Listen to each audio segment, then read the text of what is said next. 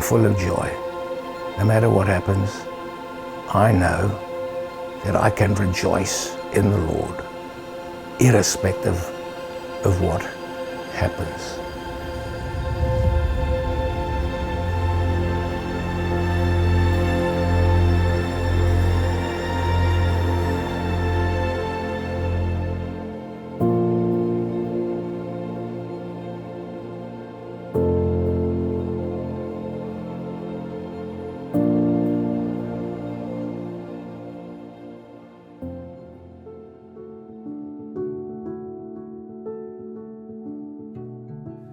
In 1987, Anne and I decided we're going to go to Harfield Road, where Donovan was the minister. We had known him before, we'd met him before, since 1973 when he got saved. He came to our wedding. Oh yeah. 46 years ago. So we went there for a whole year. At the same time, he decided he'd like a connect group at this side of the what is that? Boerewaarskirchen. And we offered our home, and we had the connect group here for that year, 1987.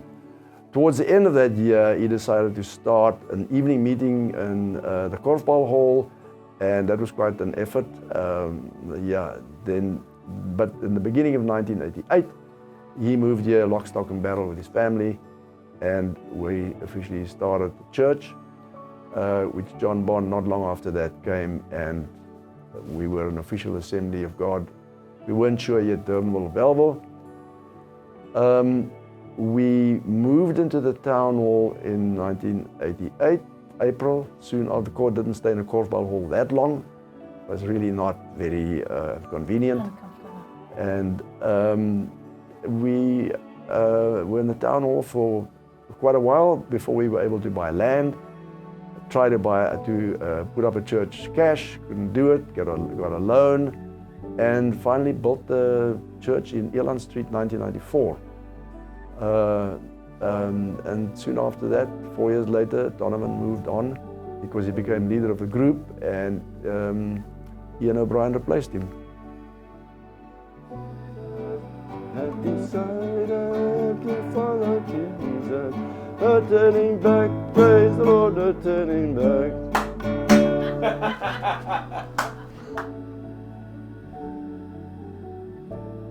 You're in our home and our lounge, and this is where we started the first Connect group. And we were a small group of people here, and we grew from then on. When we went to services in the Korfbal group, hall, saal, something, we used to take our own chairs. And this was my chair. I still have this chair. Can you beat it? And Pete played the only instrument.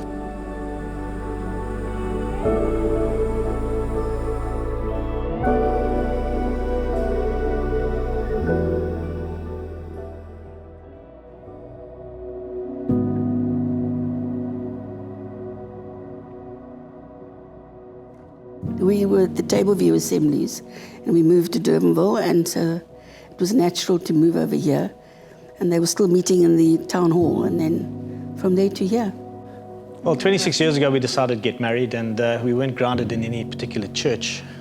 So we had a meeting with Donovan, and he basically said to us, listen, if you want me to marry you, you got to join the church, and you got to be here for at least a year.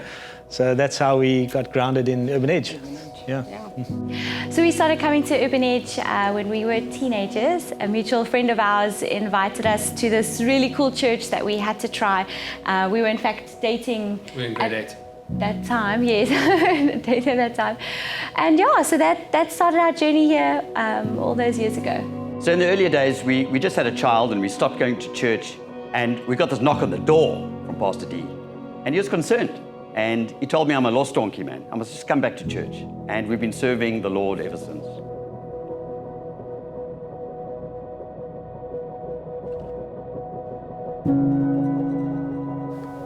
For me, I think he inspired me with his sermons and depth of biblical knowledge. And I think his lifestyle motivated me to be a better and a stronger Christian. He had a definite connection with people. the number 350 comes to mind, because that is the estimated amount of road trips that we did together, whether I'd be taking him to the airport or fetching him from the airport. And it's during that time that he spoke into my life. He spoke into my marriage, he spoke into how I raise my children, and he taught me so much about life in general. He taught me how to be more kind, to be more compassionate and generous. And all of these things took place in a safe space in my car. A short story: when I was sick in hospital and he came there with Patricia to pray for me, he didn't pray. He came to visit and he brought me a whole lot of empty journals. He said, I believe you journal. Little things that he picked up about people that he remembered, made an impact. I recall a time when we were involved in a fatal car accident, and it was about 3 hours away from home, and Pastor D and Patricia were the first people to arrive and help us. And that showed me his heart to lay down his life for people and friends. For more than 30 years, Pastor Donovan's honesty, kindness, and the value he put on friendship and serving others made me realize that my gift for serving and caring for people is valuable. Faith and excellence. Also, the fact that he never stopped, he was always improving on himself. I remember he was an excellent storyteller, and at one stage he read a book on how to tell good stories. And that just showed the type of person that he was, always wanting to improve.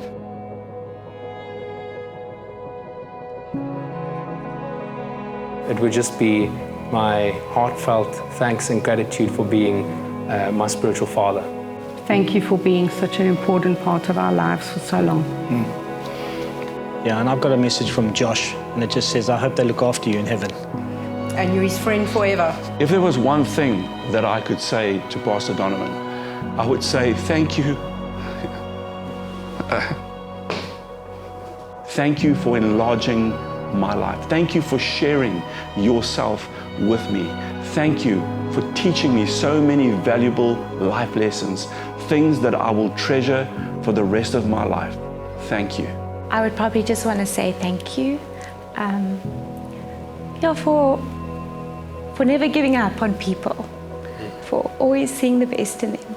I wonder if he ever knew the impact that he had on so many lives. Donovan, you've fought the good fight. You've finished the race. You've kept the faith. You're a legend. We love you and we miss you.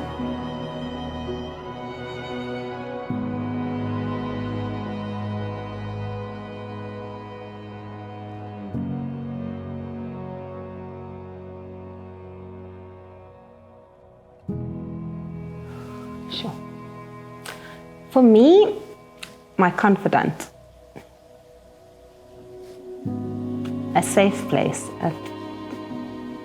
There was unconditional love and safety and love. So I could tell him anything. That.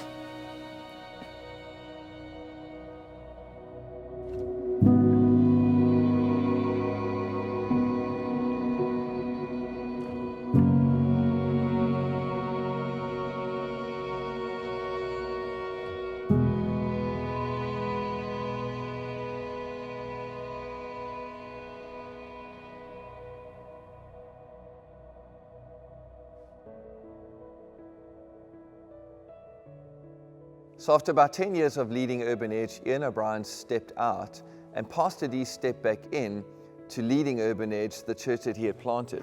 Shortly after that, Tanya and I, in 2009, we had felt that our season was up at the church that we were part of in Sea Point, and Pastor Donovan asked us to come across and be a part of the team here at Urban Edge. And over the next few years, we experienced a wonderful season of growth. We were adding multiple services to our Durbanville location. We started a service out in Santa Cruz, and he realized the need that for expansion to continue, we were going to have to start another location. And so the search for land began. And of course, we know that eventually we managed to secure this piece of land right here at Pinehurst. And during that time, Pastor D then also stepped out of leading the church again and handed over the senior leadership reins to Tanya and I. And during that time, we embarked on the building project at Pinehurst, of which Pastor Donovan was so instrumental. I remember the very first time we went into the main auditorium, which we're going to be renovating this year, and we had our very first meeting. It was a prayer meeting, and he shared the word and built an inspired faith into the congregation. And of course, over the next few years, we managed to build this wonderful location here. But all of this that we see, everything we see at Durbanville, here at Pinehurst, at for Santa Croix, all of that is actually a part of our rich history, but it's his legacy. It's what he established and built and invested into. And all of that is for God's glory. Pastor D has been a husband, he's been a father, he's been a grandfather. But I think all of us can agree that we've all felt that he's been a father to us. I've never ever felt that Pastor Donovan was removed, a disconnected leader. He's always felt interested in our lives. He's always taken an active interest in us. He's always loved us. He's championed the cause of us and championed the cause of the church. So Pastor D, we love you, we miss you, and we honor the legacy that you've left behind.